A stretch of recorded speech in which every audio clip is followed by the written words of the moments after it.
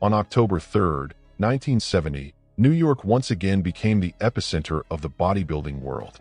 But this time, something had changed. For the first time ever, Mr. Olympia wasn't being held at the iconic Brooklyn Academy of Music.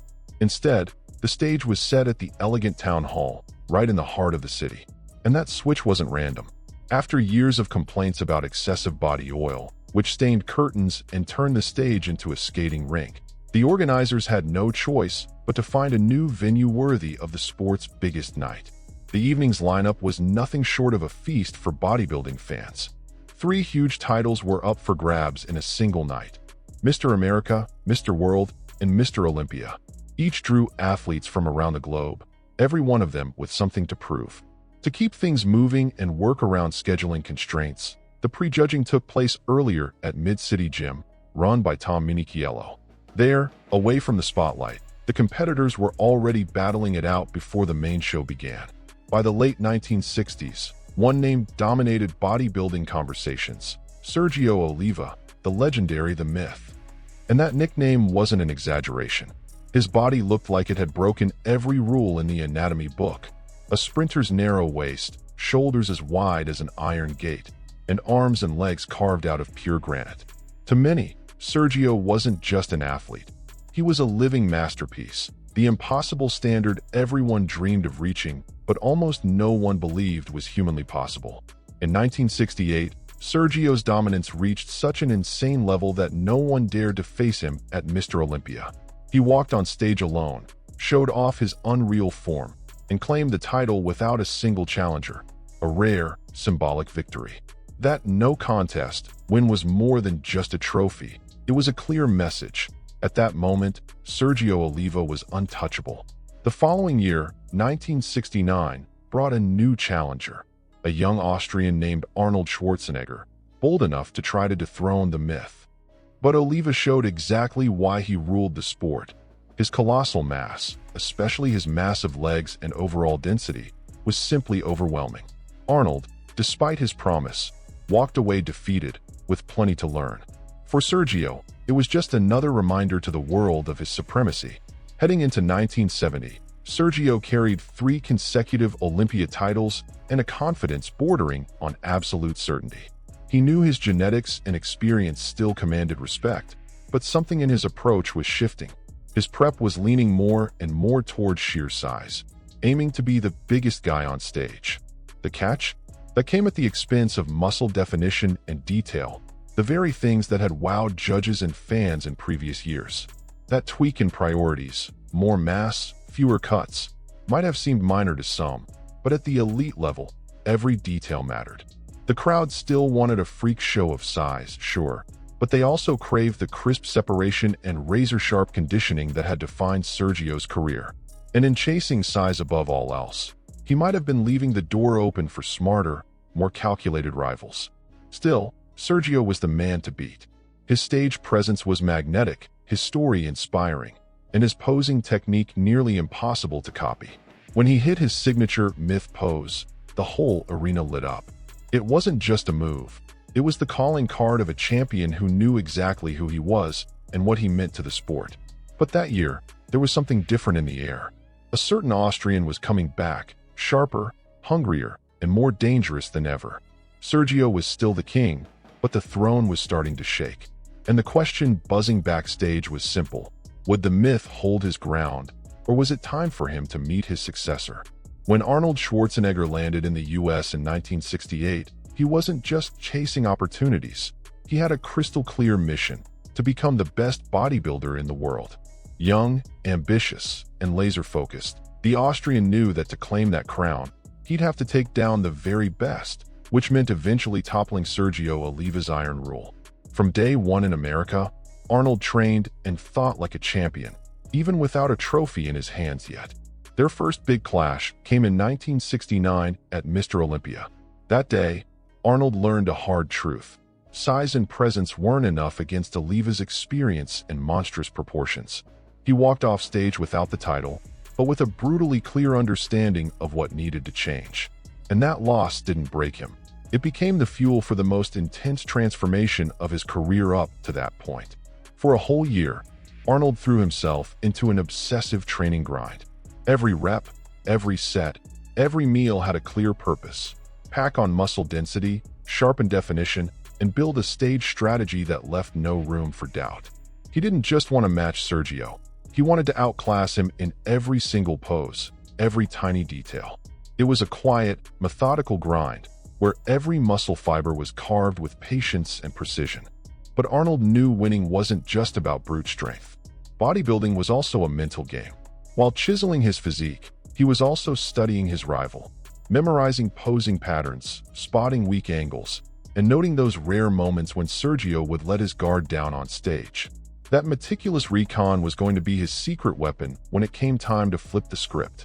The first real sign that Arnold was ready to turn the tide came 2 weeks before the 1970 Olympia at the AAU Mr. World in Columbus, Ohio. In front of a packed and attentive crowd, he beat Sergio Oliva for the very first time. The result shocked a lot of people, but for Arnold, it was simply proof that his plan was working. He had shown that he could not only go toe-to-toe with the myth, but also come out on top. That pre-Olympia win completely shifted the backstage energy. What had once been seen as a match between an untouchable champion and a promising challenger suddenly became a full-blown battle for the crown. Arnold's confidence skyrocketed, and at the same time, Sergio's hunger for payback ignited, making the rivalry even hotter. So when the lights came up at Town Hall that October night, Arnold wasn't just the new kid from Europe anymore. He stepped on stage like a predator ready to hunt, knowing he had the tools, the preparation, and the mindset to finally claim the dream he'd been chasing since setting foot in America, the Mr. Olympia throne. Before the much-anticipated Arnold vs. Sergio showdown, the evening kicked off with the Mr. America contest. The town hall crowd was already fired up, cheering for every routine. Among the standouts were Don Peters, Charles Colras, and Eddie Giuliani, all bringing solid physiques and stage charisma. But it was Mike Katz, with his towering frame and commanding presence, who took the overall title. Katz had that rare mix of charisma, strength, and perfectly balanced proportions that wowed both the judges and the fans.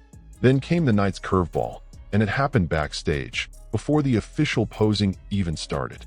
To everyone's surprise, Sergio Oliva, the reigning 3-time Mr. Olympia, walked in with his manager and announced he wanted to compete in that year's Mr. America. The reason? He had just gained U.S. citizenship and wanted to dedicate the victory to his mother, who was still living in Cuba. It was a deeply personal, emotional gesture that caught everyone off guard. The initial reaction was pure shock. After all, Mr. America was traditionally a stepping stone for athletes hoping to reach Mr. Olympia, not a stage for a reigning champion who had already conquered the sport's biggest prize. Plus, Sergio's presence would have completely tilted the playing field, leaving the other competitors with virtually no shot at winning. Event organizer Bud Parker suddenly found himself in a tough spot.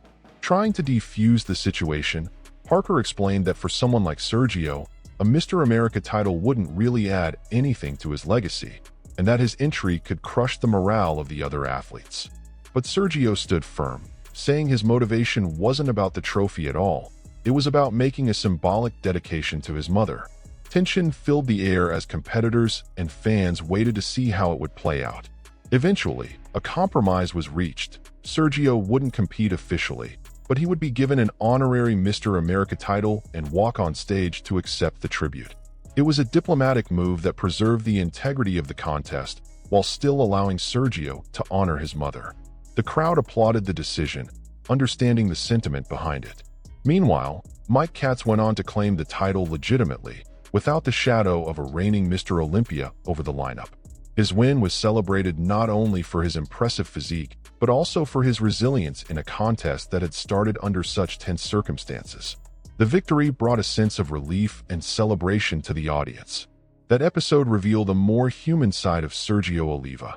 Beneath the image of an unbeatable giant was also a man driven by personal feelings and a deep desire to honor his roots. But it also made one thing crystal clear.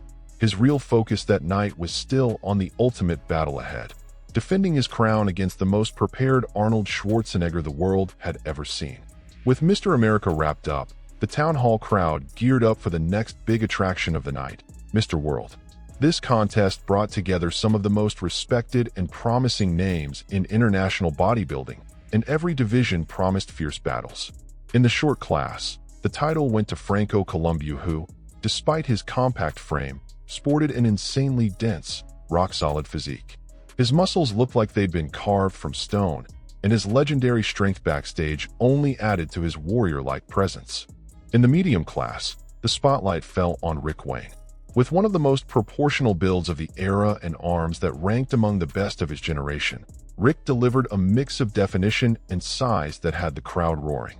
His mastery of posing and natural charisma made it clear he knew exactly how to connect with both the judges and the audience, using precision and stage presence to elevate his performance even higher.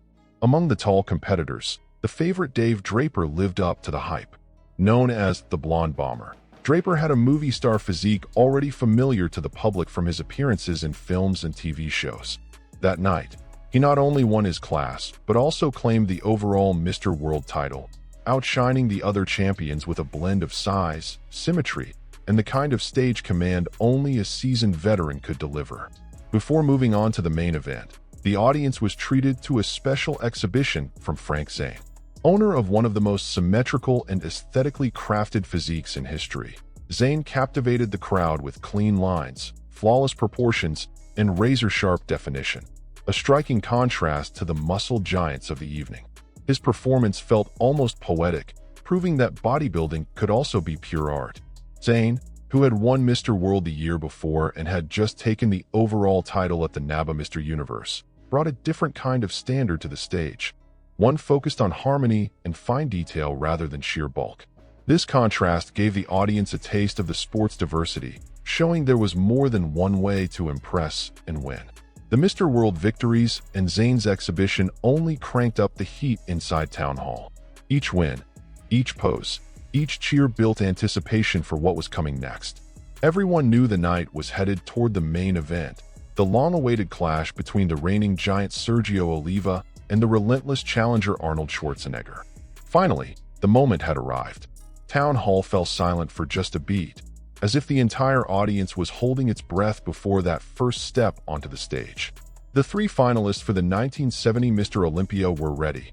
Arnold Schwarzenegger, the young challenger with a year of jaw-dropping progress; Sergio Oliva, the undisputed three-time champion and living legend; and Reg Lewis, 1963 Mr. America winner and actor, carrying a classic physique that harkened back to an earlier bodybuilding era.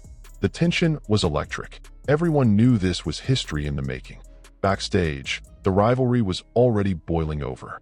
A dispute broke out over who would have the privilege of posing last, a strategic advantage that often leaves the strongest final impression on the judges. Sergio, confident and used to owning the stage, demanded to go last. Arnold, smiling as always, agreed without a fuss, never hinting that he had a trick up his sleeve, born from his knack for manipulating not just muscle but the storyline of the show. Arnold went first, and from the opening pose, it was obvious he'd come for something big. His routine was razor-sharp, with zero wasted movement. Every pose highlighted his best assets: that thick, full chest, massive and well-defined biceps, and a wide, detailed back. With smart stagecraft, he masked his weaker points and reinforced the image of a complete, balanced physique. It was like watching a perfectly choreographed performance, where every second had a purpose. When Sergio stepped out, the crowd erupted. He was bigger than ever, with shoulders and arms that looked almost alien. But to trained eyes, the crispness and muscle separation that had defined his peak years weren't quite there. Still, his stage presence and his legendary myth pose, arms raised, wasp-thin waist, and colossal thighs, hit with devastating impact. The crowd adored him, and every pose felt like a gift to his fans.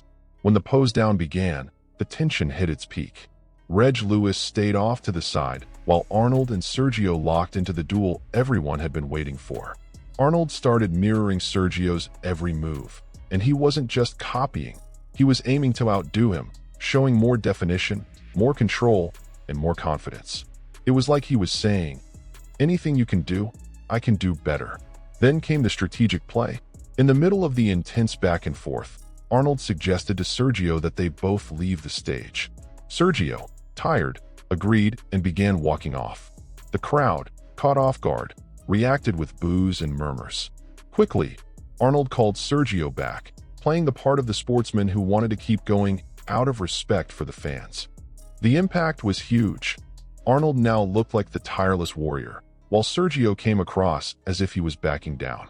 That psychological move shaped the audience's, and likely the judges', perception. More than just a physical contest, this was a battle of strategy and presence. And at that moment, it was clear the outcome was about to rewrite Olympia history. Finally, the moment everyone was waiting for arrived.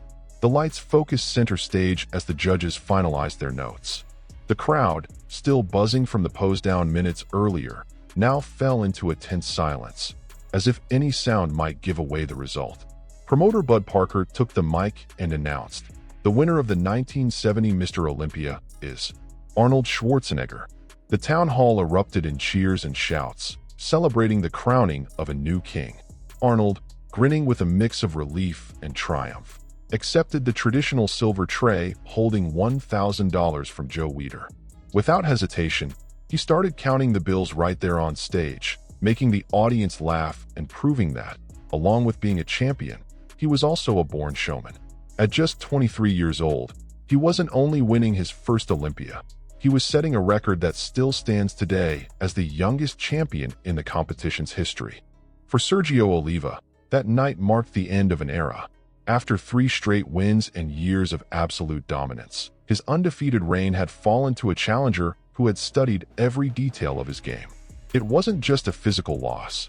It was a sign that a new chapter was beginning, one where strategy and aesthetics would weigh just as heavily as brute power. The 1970 title kicked off what would become known as bodybuilding's golden era, running from 1970 to 1975. This was Arnold's reign, a time when a new winning formula took over, not just massive muscle, but a perfect balance of size, symmetry, and stage performance. It was a standard that would influence generations and redefine what fans expected from a champion. Judging criteria shifted too. Bodybuilding began to value sharper conditioning, harmony between muscle groups, and the ability to present the physique as a living work of art. Stage performance became just as important as physical preparation, turning the Olympia into a complete spectacle rather than just a muscle-measuring contest. For Arnold, this victory was more than a trophy.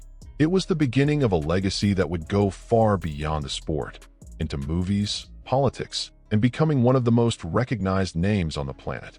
For bodybuilding, it was the moment the Olympia stage stopped being only about crowning perfect bodies and started creating cultural icons. That October night in 1970 didn't just see a trophy change hands. It marked a new chapter in bodybuilding history, ushering in an era of evolution, glamour, and inspiration that still echoes today. And that wraps up another epic chapter in bodybuilding's history, reliving together the legendary 1970 Mr. Olympia, the night Arnold Schwarzenegger began his reign and a new era was born. But now I want to hear from you. What did you think of this showdown? In your opinion, did Arnold truly deserve the win, or did Sergio still have enough left to keep the crown? Drop your thoughts in the comments. Let's talk about it. If you enjoyed this trip back in time, hit that like button. It really helps the channel keep bringing you content like this. And if you want to support even more, consider becoming a channel member. You'll help the project grow and get access to exclusive videos and early content. Oh, and if you haven't subscribed yet, now's the time. Turn on the notification bell so you don't miss any episode of this special Mr. Olympia history series.